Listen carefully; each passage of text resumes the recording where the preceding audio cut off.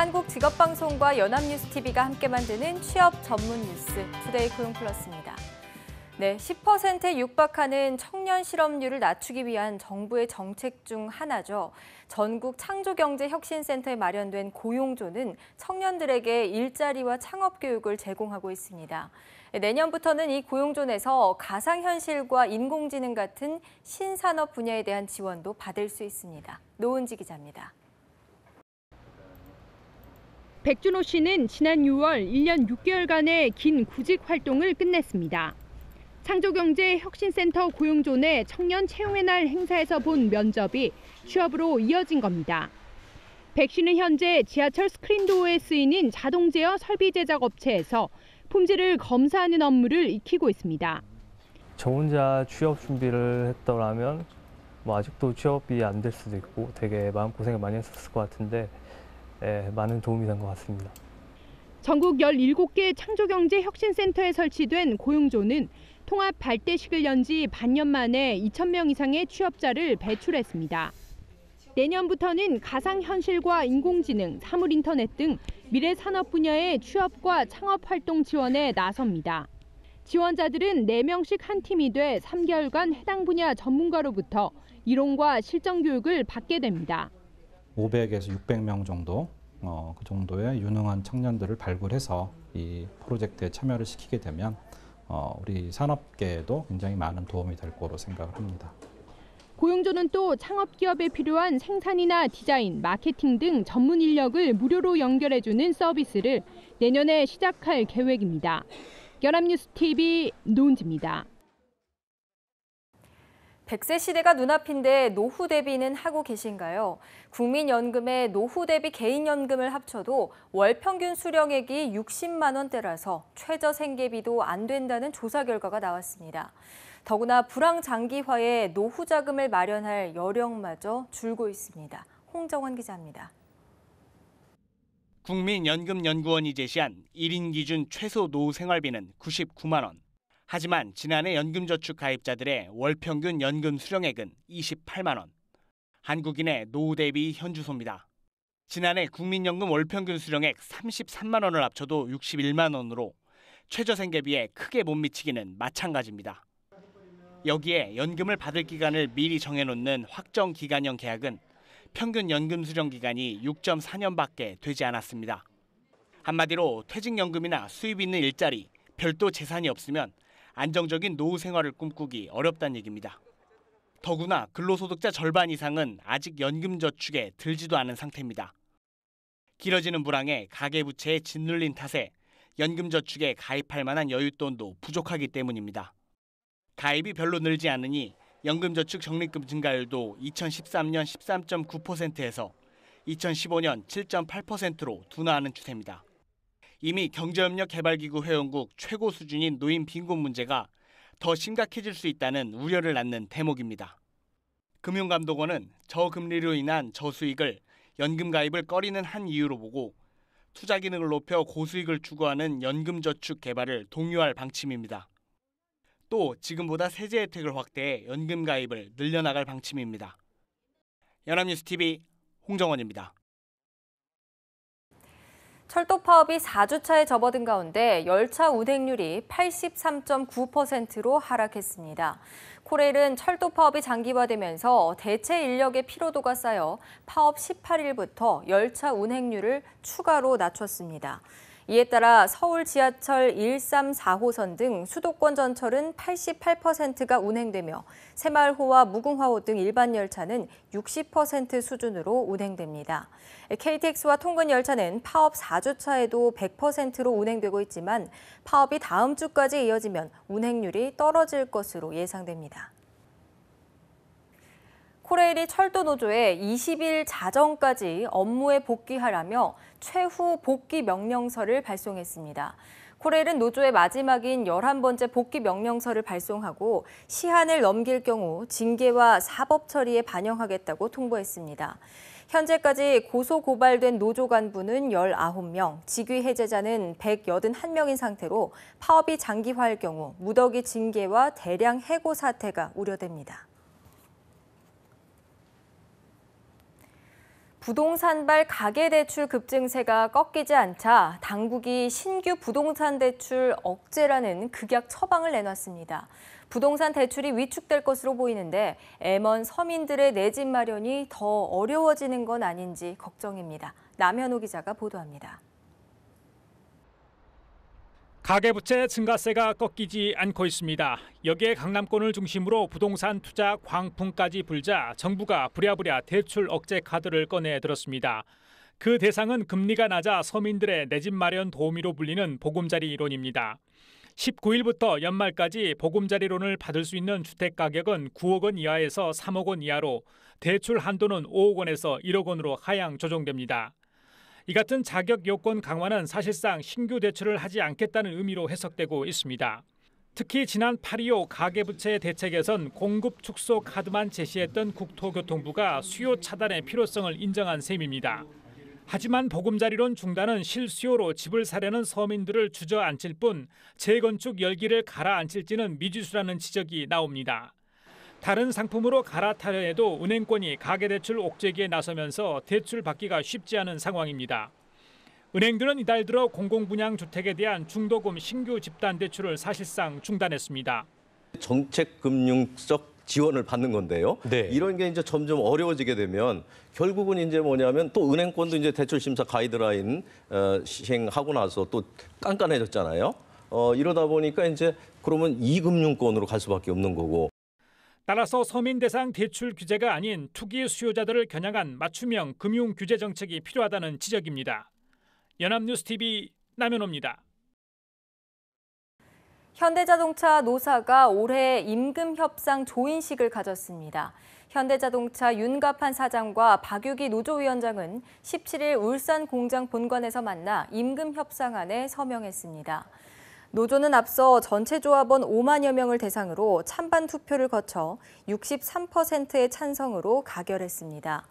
회사는 올해 노조의 24차례 파업과 12차례 특근 거부로 발생한 생산 차질이 역대 최대인 3조 1천억 원으로 추산하고 있습니다. 현대차는 올해 교섭을 발판으로 회사의 미래 경쟁력을 강화하겠다고 밝혔습니다. 이기권 고용노동부 장관이 17일 시작된 기아자동차의 임금 단체 협상에 대해 결렬되면 정부가 적절한 시점에 적극 나설 것이라고 밝혔습니다.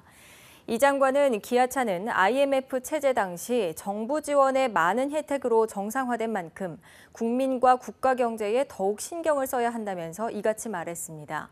기아차 노사는 17일부터 이번 주 금요일까지 매일 교섭을 진행할 예정이며 기아차 노조는 이번 주 협상 결과를 지켜본 후 파업 여부를 결정할 방침입니다. 국회의원들의 특권을 내려놓자는 개혁안이 최종 확정됐습니다. 국민이 볼 때 이해하기 힘들었던 불체포 특권이나 친인척 특별 채용 관행 등을 없애거나 개선토록 한 건데요. 실제 입법으로 이어질지 주목됩니다. 나재헌 기자입니다. 특권 내려놓기 추진위원회가 아마 이 국민과 국회를 좀 더 이렇게 거리를 좁혀주고 그래서 국회가 제9시를 할 수 있도록 하는데 큰 도움을 주셨다고 생각합니다. 외부 인사로 구성된 국회의장 직속 국회의원 특권 내려놓기 추진위원회가 특권 개혁안을 확정하고 국회의장에게 보고했습니다. 우선 국회의원 체포동의안의 경우 본회의 보고 후 72시간 내 표결이 안 이뤄지면 자동 폐기토록 한 기존 국회법과 달리 개혁안은 다음 본회의 첫 번째 안건으로 자동 상정되도록 했습니다. 흑수저들의 분노를 산 친인척 보좌관 채용 관행과 관련해선 4촌 이내는 채용을 원칙적으로 금지하고 5촌에서 8촌은 의무적으로 신고하도록 규정했습니다. 비과세 항목이었던 입법활동비, 특별활동비는 수당에 통합해 소득세를 부과토록 했습니다. 월 평균 1,150만 원가량인 국회의원 월급의 15%, 약 160만 원 정도를 줄이는 겁니다. 국회의원 하면 떠오르던 상징과 같은 금배지는 신분증으로 대체하도록 했습니다. 다만 추진위는 무노동 무임금 원칙 적용에 대해선 부정적인 의견을 제시했습니다. 정치인은 비회기 기간에도 회의 참석 외에도 다양한 입법과 정치 활동을 한다는 점을 고려해야 한다는 게 이유입니다. 추진위는 개혁안을 담은 국회법 및 국회규칙 개정안을 의장 의견 제시 형태로 국회 운영위에 제출할 예정이어서 통과 여부가 주목됩니다. 연합뉴스TV 나재현입니다. 폭행죄는 꼭 상대방을 다치게 해야만 성립되는 걸까요? 다음 사례들을 보면 꼭 그렇지만은 않다는 게 법원의 판단입니다. 김민혜 기자가 보도합니다. 지난 8월 40대 A씨는 주차장에서 주차요금을 정산하면서 직원에게 할인 쿠폰 2장을 건넸습니다. 하지만 할인 쿠폰은 한 번에 한 장만 쓸 수 있다며 차액을 요구하자 시비가 붙었습니다. A씨는 욕설을 하면서 500원 동전과 영수증을 주차장 직원을 향해 집어던졌습니다. 이 사건으로 재판에 넘겨진 A씨에게 법원은 폭행죄를 인정해 벌금 300만 원을 선고했습니다. 상대방을 다치게 하지 않았더라도 상대에게 근접해 적극적, 물리적으로 위해를 가했다면 법원은 폭행죄를 인정하는 추세입니다. 지난 5월엔 빌린 돈을 갚으려며 찾아온 60대에게 물을 끼얹은 80대 노인에 대해 법원이 폭행죄를 인정해 벌금 30만 원의 선고유예 처분을 내리기도 했습니다. 물을 끼얹은 행위가 적극적인 공격의 성격을 가진다며 정당방위에 해당하지 않는다고 본 것입니다. 지나가던 여성에게 홧김에 캔커피를 뿌린 40대 남성 역시 폭행죄로 처벌을 받았고, 말싸움 중에 상대방에게 상추를 던졌다가 법원이 폭행죄를 인정한 판결도 있었습니다. 이와 함께 상대방 귀에 큰 소리를 치거나 얼굴에 침을 뱉는 등 상대방의 위협을 느꼈다면 폭행죄로 처벌받을 수 있다는 게 법원의 설명입니다. 연합뉴스TV 김민혜입니다.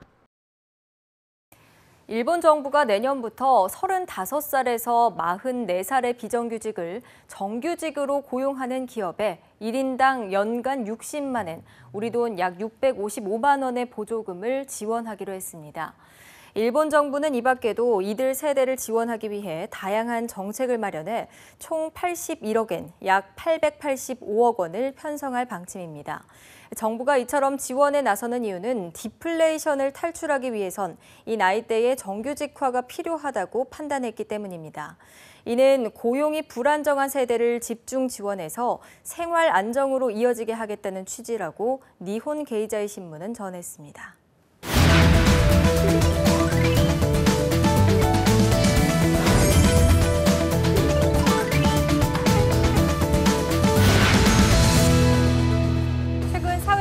핫한 이슈를 키워드로 알아보는 핫키워드 시간입니다. 강설희 아나운서와 함께합니다. 안녕하세요. 네, 안녕하세요. 핫키워드 시간입니다. 지난주 각종 포털 사이트에서 검색어 순위 1위를 한참 동안 차지한 국회의원 2명이 있었습니다. 혹시 누군지 기억하시나요? 네, 알고 있죠. 새누리당 한선교 의원과 더불어민주당의 유은혜 의원이었죠. 이게 나름 심각한 사건인데요. 조금 코믹한 상황이기도 해서 많은 사람들의 관심을 받았었죠. 네, 그렇습니다. 이 두 의원은 같은 상임위 소속인데요. 국정감사 도중에 한선교 의원이 위원에게 왜 웃어? 내가 그렇게 좋아? 라는 말을 했습니다. 다시 한번 직접 보겠습니다. 이런 일은 이제까지 저는 그렇게 왜 웃어요? 내가 그렇게 좋아? 웃지 마시고. 왜요? 왜 웃어요 그럼 난? 진지하게 들으세요. 선배로서 좋아하느냐는 얘기를 물어본 겁니다. 만약에 그것을 좀 다르게 느끼셨다면은 그거는 제가 유감스럽다고 말씀드리겠어요. 하지만 그렇게 비웃듯이 웃고 있는데 기분 좋은 사람이 있겠습니까? 예? 그렇게 웃을 수가 있어요? 예? 네, 예, 알겠습니다. 발언하겠습니다. 자, 그래서 위원님. 자, 위원님. 그렇게 느꼈다면 미안하게 생각합니다. 됐습니까? 그렇게 왜곡하지 마세요. 네, 보신 것처럼 급하게 유감을 표시하면서 일단락되는가 싶었는데 영상이 퍼지면서 어떻게 국회에서 이렇게 성희롱적인 발언을 할 수 있느냐라는 여론이 일었습니다. 결국 한선교 의원은 공식적인 사과를 했고요. 더불어민주당은 국회 윤리위원회에 제소를 했습니다. 새누리당도 당 윤리위원회에서 자체적으로 징계를 하겠다고 밝혔는데요. 오늘의 핫키워드는 내가 그렇게 좋아라는 발언을 통해서 직장 내 성희롱, 특히 언어에 의한 성희롱에 대해서 알아보겠습니다. 네, 한선교 의원은 유은혜 의원이 표정이 마치 자신을 비웃는 것 같아서 소위 농반 진반으로 불쑥 나온 말이다 이렇게 변명을 했는데요. 이 발언 성희롱이라고 볼 수 있을까요? 네, 성희롱은요, 사전적으로 직장 등에서 상대방 의사에 반하는 성과 관련된 언어와 행동으로 불쾌하고 굴욕적인 느낌을 갖게 하거나 고용상의 불이익 등 유무형의 피해를 주는 행위라고 규정돼 있습니다. 그렇게 볼 때 한선교 의원이 유 의원에게 공개된 장소에서 내가 그렇게 좋아라고 한 건 나이가 한참 어린 여성 동료 의원에게 충분히 불쾌감을 줄 수 있는 여지가 있다고 볼 수 있습니다. 네, 시민들은 국정감사가 생중계되고 있는 상황에서도 저렇게 이야기를 하는데 사석에서는 도대체 어느 정도일까 이런 반응을 보이기도 했는데요. 국회의원에게 국회는 직장이잖아요. 네. 그렇다면 직장 내 성희롱으로 보고 처벌할 수도 있는 걸까요? 글쎄요. 그런데 사실 이 직장 내 성희롱에 관해서 따로 형사처벌이 규정돼 있지는 않습니다. 그래서 모욕죄나 명예훼손으로 각 사안에 따라서 법원이 판단하고 있는데요. 불편한 이야기지만 그 정도가 아주 강하지 않으면 형사처벌하기가 쉽지 않다고 합니다. 한 예를 들어보면요. 지난 2014년 한 시의회 의장이 성희롱 혐의로 검찰에 고소를 당했습니다. 만찬 자리에서 시청 공무원에게 하필 여자가 높은 경쟁률을 뚫고 입사했다고 불만을 토로하고 의상 스타일을 지적했다고 합니다. 심지어 다른 사람들이 그랬다면서 노골적인 발언을 해서요. 주변 사람들을 놀라게 했다고 합니다. 네, 정말 불쾌한 발언인 것 같은데요. 이 정도면 형사처벌도 가능할 것 같은데 실제로는 어떻게 처리됐나요? 네, 아까 말씀해드린 대로 따로 성희롱에 관한 법규가 없기 때문에 모욕죄로 기소가 됐습니다. 1심에서는 공개된 자리에서 피해자에게 수치스러운 언행을 했고 피고인의 사회적인 지위를 고려하면 엄벌이 불가피하다면서 징역 4월에 집행유예 1년을 선고했는데요.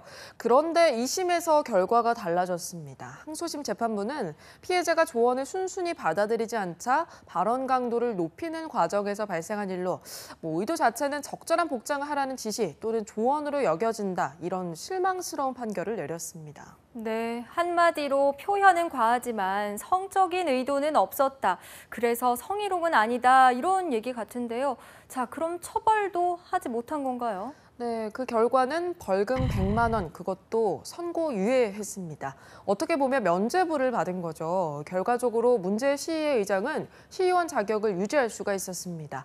이런 결과가 나온 것도 결국은 물리적인 추행이 없는 언어적인 성희롱에 대해서는 구체적인 형사처벌의 근거가 없기 때문이라는 지적이 나옵니다.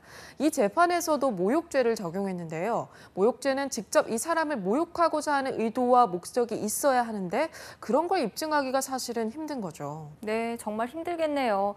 저 정도 수위의 발언을 해도 형사처벌이 되지 않는다면 거의 처벌이 되지 않는다 이렇게 봐도 될 것 같은데요. 자, 그렇다면 직장 내 성희롱에 대해서 다른 제재 장치는 없을까요? 네, 여성가족부에서는 성희롱 사건이 발생하면 법적으로 그 구성이 강제된 노사협의회나 고충처리위원회에서 가해자에 대한 징계를 요구할 수가 있습니다.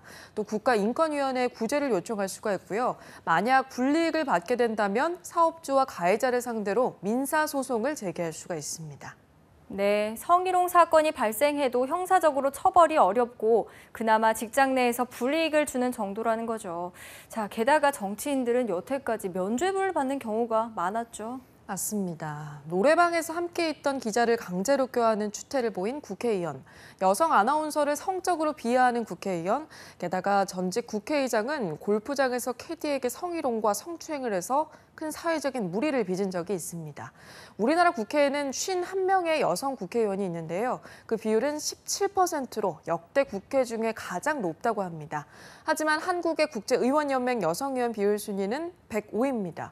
이 105위는 반복되는 남성 국회의원들의 성희롱이 아마 이런 현실과 무관하지 않다고 볼 수가 있습니다. 네. 미국의 한 여객기에서요, 남성 승객이 오, 섹시한데라고 말했다가 비행기에서 강제로 쫓겨났다는 소식이 있었습니다. 남성 승객은요, 왜 그래? 그냥 장난인데 이렇게 넘기려고 했지만 결국 승무원들에 의해서 퇴출 조치가 됐다고 합니다. 승무원도 손님을 내리게 할 수 있는데 우리는 부당한 대우에 왜 당당히 아웃을 외칠 수 없는 걸까요? 네, 오늘의 핫키워드는 내가 그렇게 좋아와 직장 내 성희롱 문제였습니다. 강설희 아나운서 고맙습니다. 네, 고맙습니다.